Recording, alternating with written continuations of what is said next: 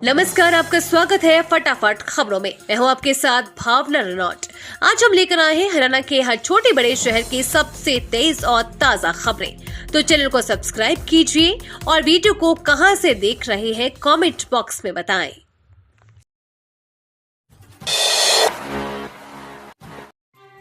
हरियाणा में 10 साल पहले परमानेंट हुए कर्मचारियों को लगा जैकपॉट। नायब सरकार देगी प्रमोशन, जून से मिलेंगे लाभ। हरियाणा में 10 साल पहले तत्कालीन मुख्यमंत्री भूपेंद्र सिंह हुड्डा सरकार की विदाई से ठीक पहले पक्के हुए कर्मचारियों को अब सरकार पदोन्नति देगी। विगत 13 जून से इन कर्मचारियों को पहली पदोन्नति और एश्योर्ड करियर प्रमोशन का लाभ दिया जाएगा। सरकार के फैसले से करीब 5000 कर्मचारियों को लाभ होगा। वर्ष 2014 की पॉलिसी के तहत पक्के हुए कर्मचारियों को सरकार ने राहत देते हुए पदोन्नति देने का निर्णय लिया है। हालांकि ये पदोन्नतियां सुप्रीम कोर्ट के अंतिम फैसले पर निर्भर करेगी। दफ्तर में work from home hybrid mode में कक्षाएं, एनसीआर के इस शहर में सख्ती से ग्रैब 4 लागू करने के निर्देश। डीसी अजय कुमार ने सोमवार देर रात दिल्ली एनसीआर में ग्रैब 4 का चौथा चरण लागू होने के संबंध में सभी संबंधित विभागीय अधिकारियों को ग्रैब 4 की पाबंदियां सख्ती से लागू करने के निर्देश दिए हैं। डीसी द्वारा जारी आदेशों के तहत सभी सरकारी कार्यालयों में आने वाले कर्मचारियों के ऑफिस टाइमिंग में बदलाव किया गया है। आदेशों के तहत अब सभी सरकारी कार्यालय में कर्मचारी सुबह 9:30 बजे दफ्तर आएंगे व शाम 5:30 बजे तक अपनी सेवाएं देंगे।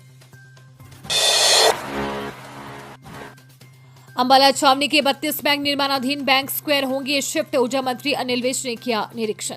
हरियाणा की सबसे बेहतरीन इमारत अंबाला छावनी में निर्माणाधीन बैंक स्क्वायर सह शॉपिंग मॉल की होगी। हरियाणा ऊर्जा परिवहन एवं श्रम मंत्री अनिल विज ने अंबाला जगाधरी रोड पर निर्माणाधीन इमारत का निरीक्षण किया। विभिन्न विभागों के अधिकारियों की बैठक एवं निरीक्षण के उपरांत उन्होंने पत्रकारों से बातचीत के दौरान ये जानकारी दी। उन्होंने बताया कि निर्माण कार्य को लेकर विभिन्न विभागों के अधिकारी इसलिए एकत्रित हुए हैं ताकि जो रुका हुआ कार्य था उसे दोबारा पूरा किया जा सके। बैंक स्क्वायर सह शॉपिंग मॉल को जो असली नक्शा था उसी के मुताबिक इसे बनाया जाए। हरियाणा में निकाय चुनाव के बाद बनेंगे नए जिले। 4 सदस्यीय कमेटी ने शुरू किया काम, मार्च में हो सकती है घोषणा। हरियाणा में नए जिले बनाने की तैयारी शुरू हो गई है। हरियाणा में निकाय चुनाव के बाद प्रदेश में 4 नए जिले बनाए जाएंगे। इसे लेकर हरियाणा सरकार ने 4 दिसंबर को कमेटी बनाई थी। अब इस कमेटी में काम शुरू कर दिया गया है। 2 महीने बाद कमेटी सरकार को अपनी रिपोर्ट सौंपेगी। नए जिले, उपमंडल, तहसील और उप तहसील बनाने के लिए गठित 4 सदस्यीय कमेटी का अध्यक्ष कैबिनेट मंत्री कृष्णलाल पंवार को बनाया गया है। कृषि शिक्षा मंत्री महिपाल ढांडा, राजस्व मंत्री विपुल गोयल और कृषि मंत्री श्याम सिंह राणा को भी कमेटी में शामिल किया गया है। स्किन कैंसर से पीड़ित मरीजों को मिलेगी राहत। रोहतक पीजीआईएमएस में विकसित की गई सर्जरी की नई तकनीक। कैंसर के कारण हर वर्ष देश में लाखों लोगों की जान चली जाती है। कैंसर होने पर इसका इलाज कराने में बेहिसाब खर्चा होता है। इसके साथ ही इलाज के दौरान जो कष्ट झेलना पड़ता है वो अलग। वैज्ञानिक तकनीक और शोध के सहारे कैंसर के इलाज को लेकर नित नई सफलता भी पा रहे हैं, जिससे इसका इलाज अब पहले के मुकाबले ज्यादा सुलभ हुआ है। लेकिन कई तरह के कैंसर अभी ऐसे हैं जिनके इलाज के लिए होने वाली शल्य क्रिया में रोगी के अंग का विच्छेदन तक करना पड़ जाता है। लेकिन अब विशेष तौर से त्वचा के कैंसर से ग्रस्त रोगियों को अंग विच्छेदन की पीड़ा से नहीं गुजरना पड़ेगा। आत्मनिर्भर महिलाओं को हरियाणा सरकार देगी ई रिक्शा चलाने का भी दिया जाएगा प्रशिक्षण। बस करना होगा ये काम। हरियाणा की युवतियों व महिलाओं को आत्मनिर्भर बनाने की दिशा में प्रदेश सरकार मजबूती से काम कर रही है। सरकार प्रदेश के 1000 महिलाओं को ई रिक्शा के लिए सब्सिडी उपलब्ध करवाएगी और उन्हें ई रिक्शा चलाने के लिए प्रशिक्षण भी देगी। प्रदेश सरकार ने इस योजना को मंजूरी दे दी है। इस पूरी योजना में करीब 692 लाख रुपए खर्च होंगे। ये योजना राज्य के सभी जिलों में लागू होगी। राज्य सरकार हरियाणा में ये योजना हरियाणा महिला विकास निगम के माध्यम से लागू करने जा रही है। इस योजना का लाभ सिर्फ राज्य की महिलाओं को दिया जाएगा। उनके पास राज्य का निवास प्रमाण पत्र होना चाहिए।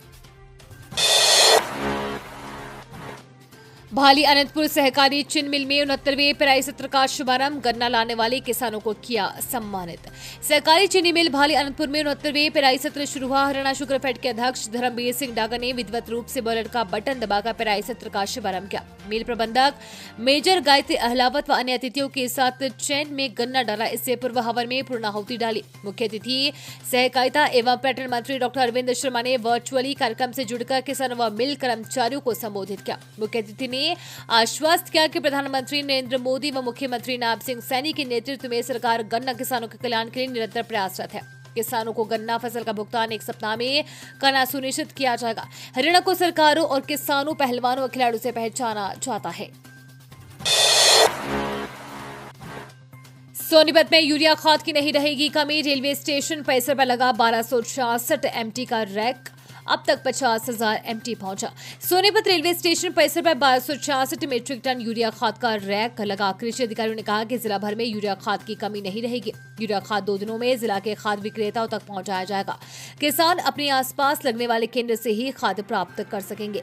कृषि विभाग के उप निदेशक डॉक्टर पवन शर्मा ने बताया कि सोनीपत में यूरिया खाद का पर्याप्त भंडारण है। जिला में 1.45 लाख हेक्टेयर में गेहूं की बिजाई हो चुकी है।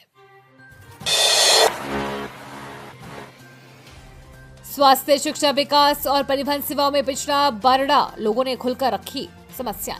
उपमंडल के किसान भवन में अमर उजाला की ओर से संवाद आयोजित किया गया। इसमें व्यापार मंडल, किसान संगठन, पूर्व व मौजूदा सरपंच समेत अधिवक्ताओं व अन्य संगठनों के पदाधिकारियों ने भाग लिया। सभी ने एक सुर में उपमंडल क्षेत्र में खल रही सुविधाओं की कमी रखी। क्षेत्र के गणमान्य लोगों ने कहा कि बारडा को उपमंडल बनाने के बाद सरकार मूलभूत सेवाएं देना भूल गई। दोपहर करीब 12 बजे किसान भवन में संवाद की शुरुआत की गई। इसमें विभिन्न वर्गों से जुड़े 32 लोगों ने भाग लिया। करीब 1.5 घंटे चले कार्यक्रम में एक करके सभी ने क्षेत्र की समस्याओं व जरूरतों पर अपने विचार रखे और सरकार से तमाम सुविधाएं मुहैया कराने की मांग की। 2 दशक तक अस्थायी तौर पर काम करने वालों के लिए अच्छी खबर। सरकार 2 सप्ताह में करेगी नियमित। 2 दशक तक अस्थायी तौर पर सेवा दे चुके कर्मचारियों को हरियाणा सरकार नए साल से पहले नियमित करने का तोहफा देने जा रही है। उन्हें नियमित करने के लिए कैडर पदों के सृजन को 28 नवंबर को मुख्य सचिव ने मंजूरी दे दी है। साथ ही वित्त विभाग ने भी अपेक्षित मंजूरी दे दी है। 2 सप्ताह में नियुक्ति पत्र जारी के साथ ही वित्तीय लाभ भी दिया जाएगा। कोर्ट ने चेतावनी दी है कि यदि ऐसा नहीं हुआ तो याचिकाकर्ता दोबारा याचिका दाखिल कर सकते हैं और दोषी अधिकारी को जेब से 50,000 रुपए का भुगतान करना होगा। इस मामले में आशीष शर्मा व अन्य ने अवमानना याचिका दाखिल करते हुए राज्य में 2 दशकों से अधिक समय से कार्यरत सभी अस्थायी कर्मचारियों को नियमित करने के लिए हाईकोर्ट के 13 मार्च को जारी आदेश को लागू करने के लिए मुख्य सचिव हरियाणा के खिलाफ न्यायालय के अवमानना अधिनियम के तहत कार्रवाई करने के निर्देश मांगे थे। नारनौल कोर्ट छावनी में तब्दील मोनू मानेसर की अदालत में हुई गवाही। 6 साल पुराने गौ संवर्धन मामले में सुनवाई। हरियाणा के नारनौल कोर्ट परिसर में गौ सेवक मोनू मानेसर को बाहरी सुरक्षा के बीच पेश किया गया। मोनू मानेसर को 6 साल पुराने गौ संवर्धन मामले में गवाही देने के लिए पेश किया गया। इसकी वजह से कोर्ट परिसर में सुरक्षा के चाक चौबंद इंतजाम किए गए थे। अभी मोनू मानेसर भोरनी से जेल में बंद है, जिसे मंगलवार को एक मामले में पेश किया गया था। मिली जानकारी के अनुसार गौ सेवक मोनू मानेसर को वर्षा जैन एडीजे कोर्ट में करीना थाना में नूह पुलिस द्वारा दर्ज कराया गया गौ संवर्धन केस की गवाही के मामले में लाया गया था। पेड़ बचाओ पेंशन पाओ, हरियाणा सरकार की अनोखी पहल। हरियाणा सरकार ने पर्यावरण संरक्षण को बढ़ावा देने और पुराने पेड़ों की देखभाल सुनिश्चित करने के लिए प्राणवायु देवता पेंशन योजना की शुरुआत की है। इस योजना के अंतर्गत 75 साल या उससे अधिक आयु के पेड़ों को सालाना पेंशन दी जा रही है। हरियाणा सरकार ने इस अनोखी योजना की शुरुआत 5 जून 2021 विश्व पर्यावरण दिवस के मौके पर की थी। तत्कालीन मुख्यमंत्री मनोहर लाल खट्टर ने वृद्धावस्था सम्मान पेंशन की तर्ज पर इस योजना को लॉन्च किया। इसका मुख्य उद्देश्य वृक्षों के देखभाल के लिए प्रोत्साहन देना और हरियाली को बढ़ावा देना है। पंजाब के किसानों को नहीं मिला हरियाणा के अन्नदाताओं का साथ। 10 जिलों में नहीं निकला ट्रैक्टर मार्च। पंजाब की सीमा पर आंदोलन कर रहे किसानों के आह्वान पर सोमवार को हरियाणा के कई जिलों में ट्रैक्टर मार्च निकाला गया। किसान यूनियन नेताओं ने इस दौरान अपनी मांगों को लेकर केंद्र सरकार को घेरा। किसान नेता सरवन सिंह पंधेर ने ट्रैक्टर मार्च को सफल करार देते हुए कहा कि आने वाले दिनों में ये आंदोलन उग्र रूप लेगा। अब आंदोलन निर्णायक हो चुका है कि किसान पीछे नहीं हटेंगे। वहीं किसानों के कई संगठनों ने इस मार्च से दूरी बनाए रखी। भले ही पंधेर ने ये दावा किया हो, लेकिन हरियाणा के 10 जिलों के किसानों ने इस मार्च में उनका साथ नहीं दिया। रोहतक, भिवानी, झज्जर, गुरुग्राम, फरीदाबाद सहित 10 जिलों के किसानों ने ट्रैक्टर मार्च नहीं निकाला। किसान सभा ने इससे दूरी बनाई। उनका कहना है कि हम आंदोलन नहीं, मांगों का समर्थन करते हैं। बता दें कि शंभू और खनौरी बॉर्डर पर आंदोलन कर रहे किसानों ने सोमवार को पंजाब को छोड़कर अन्य राज्यों में ट्रैक्टर मार्च निकालने का ऐलान किया था। ये थी आज की फटाफट खबरें। हम मिलेंगे अगले बुलेटिन में, तब तक के लिए धन्यवाद और जय हिंद।